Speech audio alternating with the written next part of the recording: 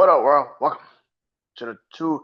Oh my God. Welcome the BrandonJaneauShow. Lord have mercy. Welcome to the BrandonJaneauShow. As you know, I am the host, Brandon Janeau.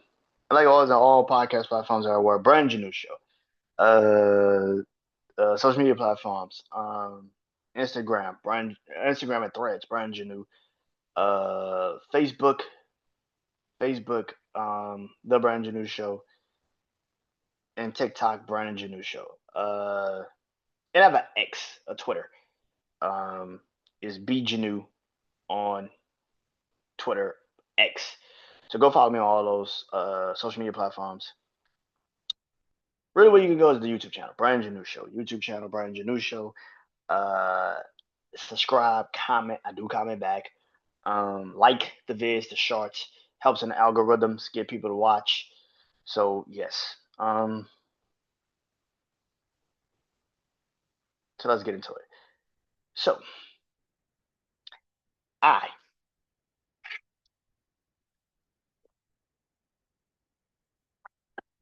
just ended my 90s life and times music episodes. I'm not done with the 90s just yet. You see, I was thinking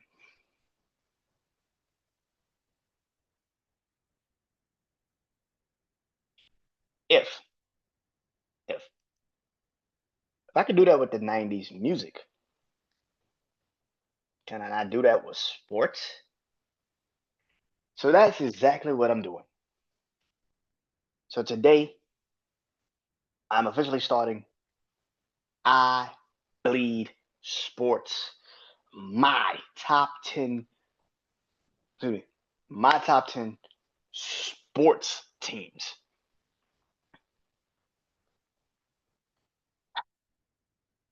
of the 90s. It's all about the 90s sports teams, my top 10 90s sports teams, teams I grew up watching when I was a kid. Yeah, this is going to be fun. This is going to be fun, and I am enjoying this.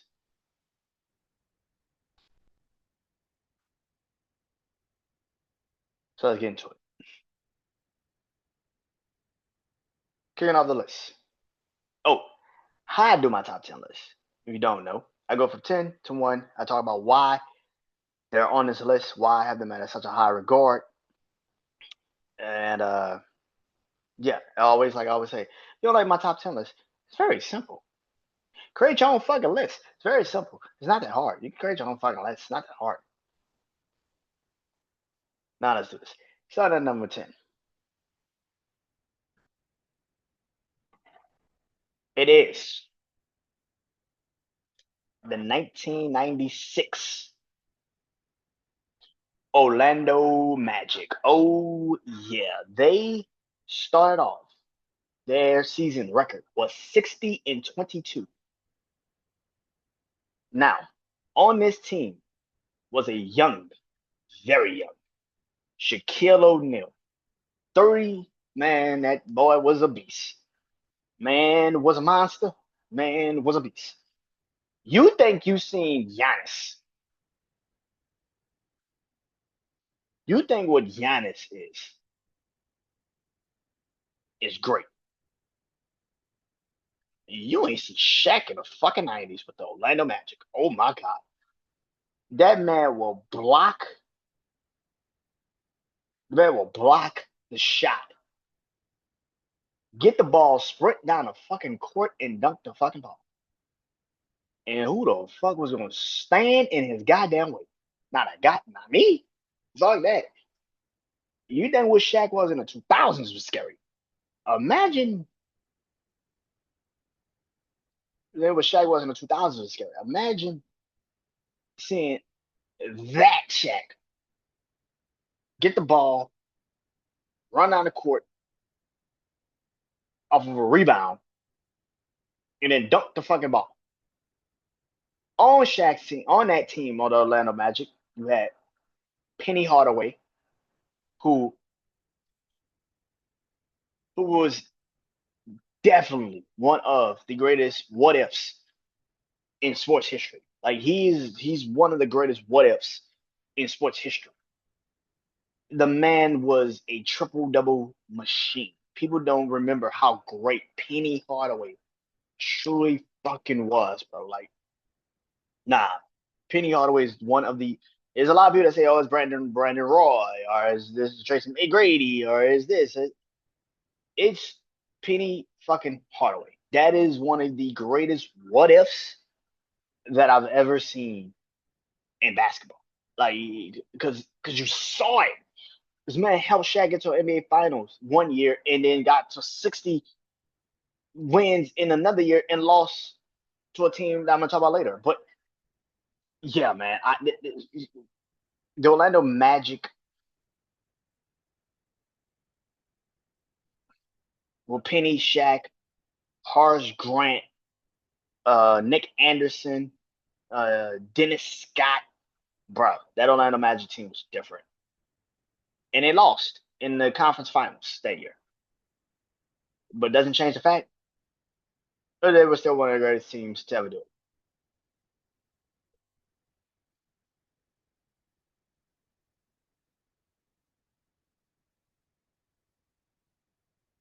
Number nine, number nine,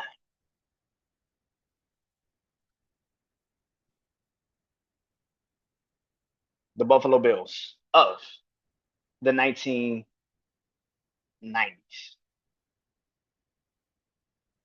This Buffalo Bills team was, of course, the no huddle offense. Thurman Thomas, who people do not remember. They don't remember him as much as they should. The man is probably one of the greatest running backs to ever play, and nobody talks about it. This man went to four consecutive Super Bowls, and nobody talks about it. This man won a, I think he even won a fucking MVP, and nobody talks about it. Like it's just what the fuck. That's one of those head scratchers. Like Thurman Thomas was a fucking beast, like a fucking beast, bro. The reason why, and of course, you had Jim Kelly, Andre Reed, James Lofton. You had that defense spearheaded by Bruce Smith. Like, bro, that fucking Buffalo Bills team's unreal. The legendary great coach, Marv Levy. That Buffalo Bills team's different. Like that Buffalo Bills team was different. Of course, they lost in the Super Bowl to the New York Giants. It went wide right, or wide left. I forget which one. But it was just like, damn, what they could have been. But they went on and won four consecutive, uh, no, four consecutive.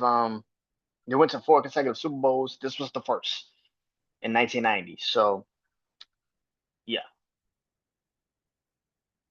but they're at number nine. Number eight, number eight.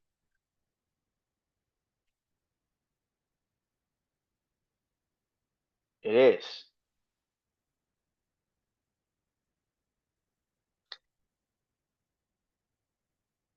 the Seattle Supersonics. Oh yeah, Seattle's on my list. You bet your ass Seattle's on my list.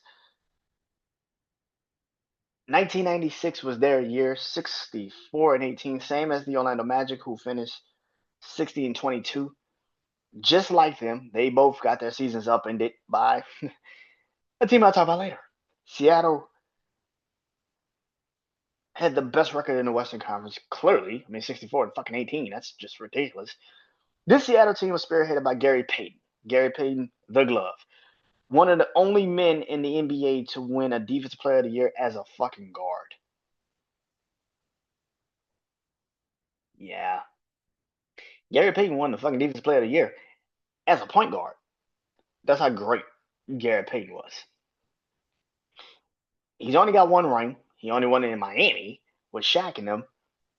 But if Gary Payton had won multiple rings, he would be considered one of the greatest point guards to ever fucking do it. The man had to be a point guard. He had to be the best defender on the team. He guarded some of the best players.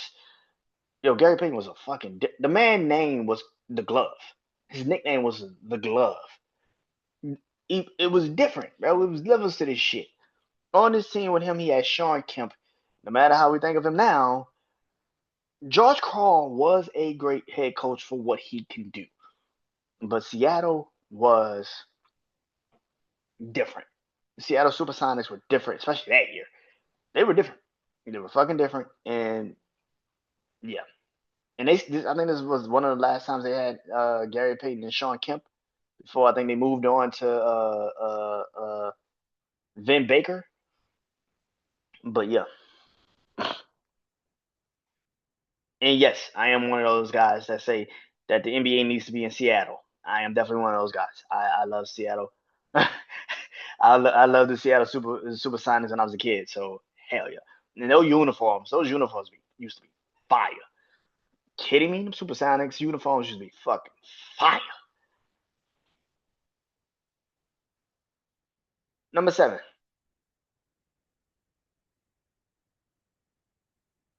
Number 7.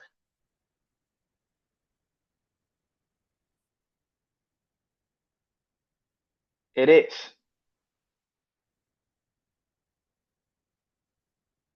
the 1997 Michigan Wolverines. Yeah, Michigan, of course, won the national championship, obviously, and had the last defensive player to ever win a Heisman on it, Charles Woodson. Charles Woodson is the last defensive player to win an Heisman. Yeah, that sounds fucking insane, doesn't it? But it's the truth. Um, Michigan that year was great. Uh, that might have been the year when Tom Brady first came. It might have been his freshman year. He got drafted in 2000, so that might have been his freshman year, freshman to sophomore year. But they won a national championship that year. Like I said, Charles Woodson won the Heisman. So yeah, yeah. Number 6. Number 6.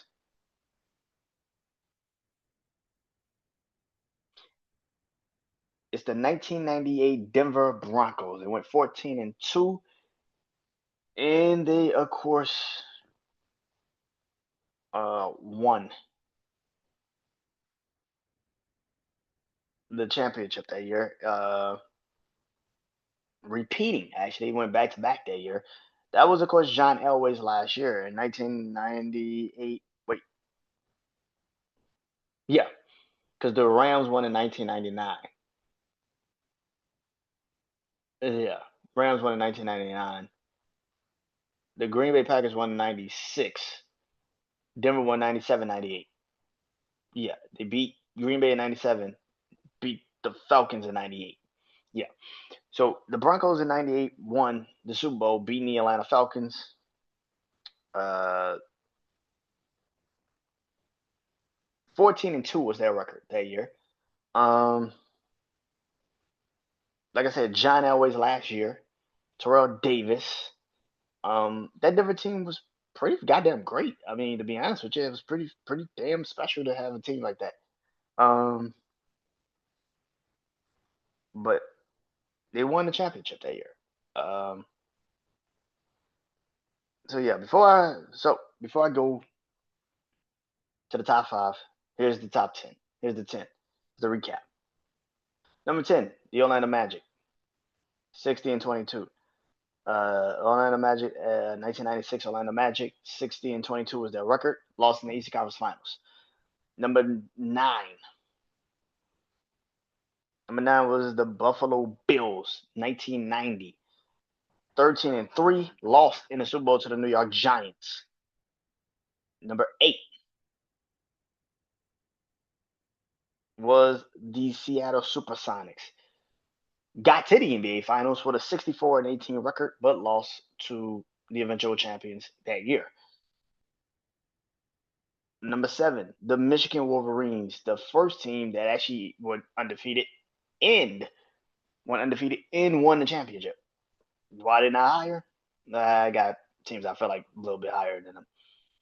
And then number 6 was the Denver Broncos in 1998, 14-2, won the Super Bowl over the Atlanta Falcons.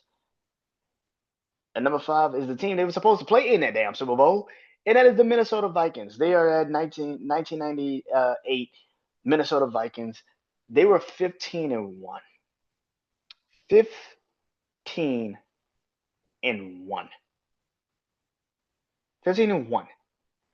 And they lost in the NFC Championship game due to Gary Anderson missing a kick that he had made a consecutive 100 sometimes from that range. The fuck? That year, Minnesota set the record for the most scores, the most points, and most scored points on a team. Randall Cunningham had his fucking comeback year that year. Chris Carter, Randy Moss's rookie year. Like, bruh, that fucking team, John Randall on the defense, bruh, that fucking Minnesota team should have went to the Super Bowl. That Super Bowl should have been the Vikings and the Broncos. And they lost the fucking game because Gary Anderson missed a fucking field goal. Like I'm still to this day and pissed off. And on top of that, you lost to Atlanta. The fuck? Are you serious? Fucking dirty birds? Are you fucking kidding me? Oh my god, yeah. Yeah. Yeah, I was pissed. I was pissed as a child. I was pissed as a child. Oh my god. Also fucking dirty birds, Jamal Anderson's punk ass dance. Fuck that shit. Oh good god, I hate that fucking dance. Still to this day I see that fucking dance. Fucking hate that dance. Dumbass dance. Um I'm a real Saints fan. That's how you know. Yeah, that's how you know that's real. Cause man, fuck that dance. I'd still to this day fuck that damn dance. I hate that damn dance. They should have went to the Super Bowl. That's bullshit. Minnesota ain't been right since. If you ever realized that, Minnesota ain't been right since. They get to the NFC Championship game and they cannot win. And it all goes back to 1998 when they were 15-1 at home and missed a fucking field goal. That team should have went to the Super Bowl. They probably would have been different. They probably would have been different, man. Number 4 is the Miami Hurricanes of 1991.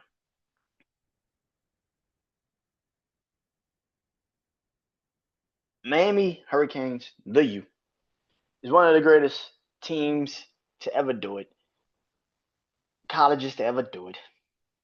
That Miami Hurricanes team was incredible. But a lot of people would never give it his full credit, but Miami was different. Jerry Jones, I think this might have been his last year.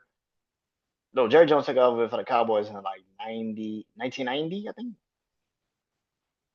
Might have been 1991, something like that. 1992? This might have been Jerry Jones last year. I don't know. This might have been Jerry Jones last year. So, yeah. But Miami went undefeated, won the national championship. Yeah.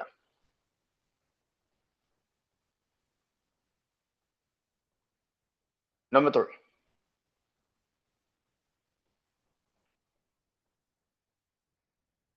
is the San Francisco 49ers of 1994. Deion Sanders, Steve Young, Jerry Rice, Roger Craig. The fucking list goes on and on. Okay, the damn list goes on and on. Now a lot of people sit there and say, "What about Dallas? Why Dallas is not on the list?" So I checked the records, right? And this is why I didn't have Dallas on the list, but I had San Francisco. Dallas, I think, had a 12-4 one year when they went to the Super Bowl one year, and then like they were and then they had the same record again, like 12-4, 11-5 the next year, in 1995. They still went to the Super Bowl and they won. Oh, they was like no, they were 12-4 in 1995. I mean, they were like 11-5 in '93. I checked these records last night. Again, you might have to quote me on. You might have to Google it. You goddamn self. But vividly remember something about that. 12-4 was 1 year run record, and the next record was like 11-5, some shit.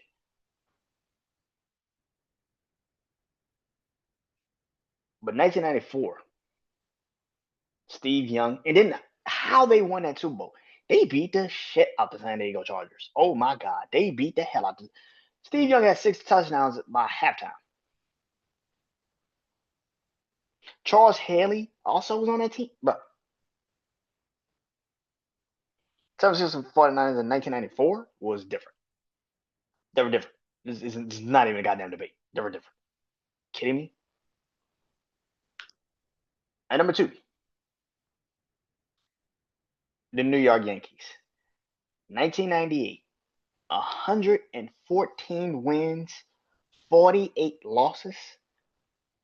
I think this might have been Derek Jeter's rookie year, and he won a World Series.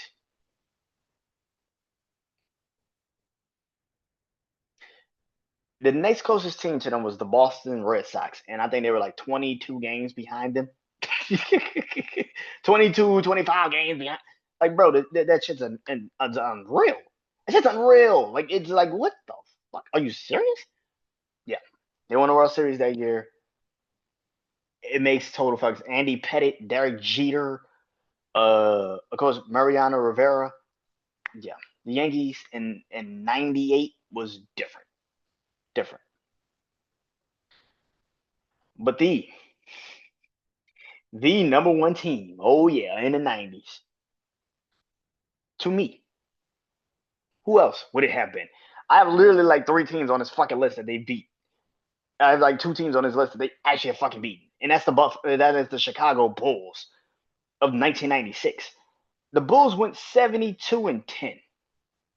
Yes, a record that has been broken, but not cemented like they cemented their record. Golden State went 73-9, but lost the title. As much as it's bogus as fuck, they did lose the title after having a 3-1 lead. Chicago whooped everybody's ass that they played that year. You know how bad it is when Scottie Pippen's on a bus with people and like, oh shit, we got like, yeah, I don't think we're gonna lose a game until in like 3 months. Scottie Pippen told that to teams, to his teammates.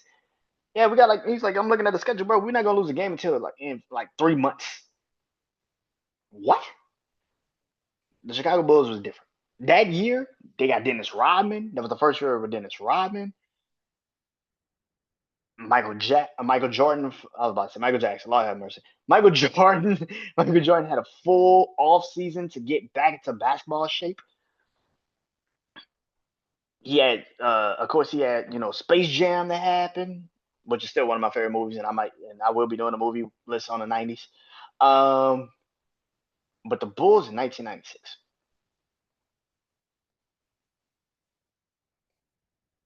Bulls in 1996 is the greatest team ever assembled. The way they dominated people, the way they absolutely walked through people. They had a lead. They had a 3-0 lead, I think, in the Seattle Supersonics series. And I told you, Seattle 64-18, and they had a 3-0 lead in the series. Always had a 3-0 lead in the series, and they let them lose and let them beat them 2 games, and then they went home in Chicago and beat their ass. Like, come on, bro. Like, Chicago was different, bro.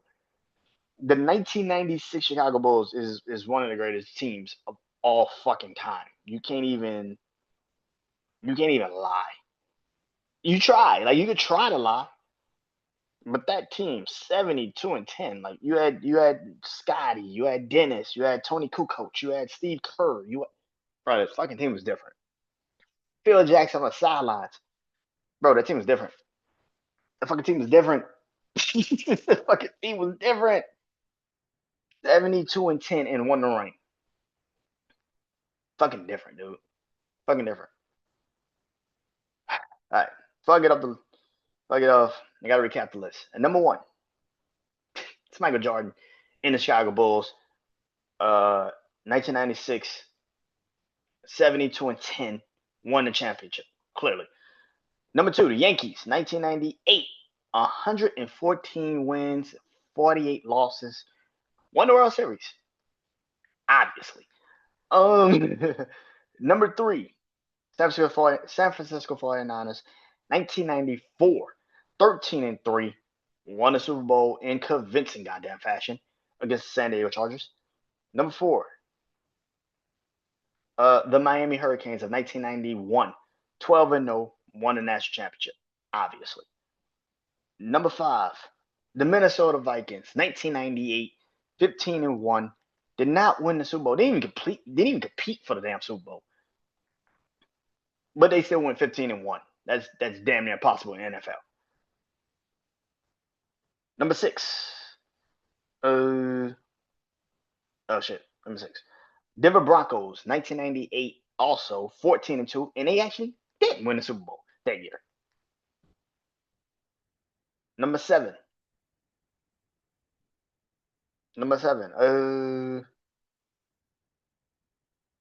Michigan Wolverines, 1997, 12-0, won the championship. Charles Woodson also finished as the Heisman Award winner, the last defensive player to actually win the Heisman. Charles Woodson. Number 8. Number 8 was the Seattle Supersonics. Seattle Supersonics, 1996, 64-18, lost in the NBA championship to the Chicago Bulls, obviously. Number 9. Number 9. The Buffalo Bills, 1990, went 13-3 and lost in the Super Bowl off of a missed field goal. Shit happens. It sucks. And then number 10 is the Orlando Magic. They went in 1996, 60-22 with a young Shaq, a Penny Hardaway, lost to the Chicago Bulls in the Eastern Conference Finals in a sweep. The Bulls swept them in a 60-22 team, and they got swept by the Chicago Bulls in the Eastern Conference Finals.